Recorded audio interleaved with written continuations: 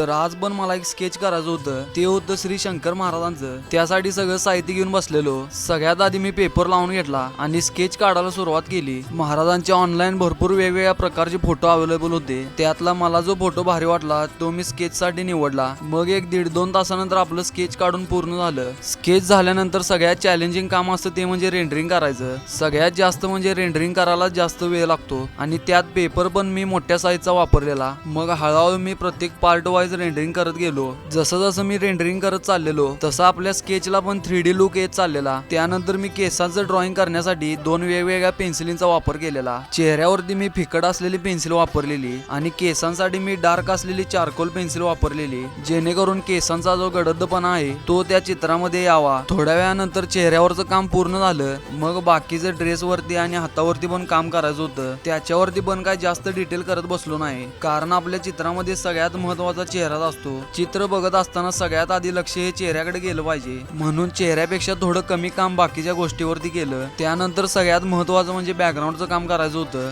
बॅकग्राऊंडसाठी मी चारकोलचा वापर केला। चारकोल वापरल्यामुळे बॅकग्राऊंडचं काम एकदम स्पीड मध्ये होते। चारकोलनं बॅकग्राऊंड आपल्याला पाहिजे तेवढी डार्क करता येते आणि ब्रशनं त्याला स्मूथ पण करता येते। आणि शेवटला स्केच कसं झाले बघा।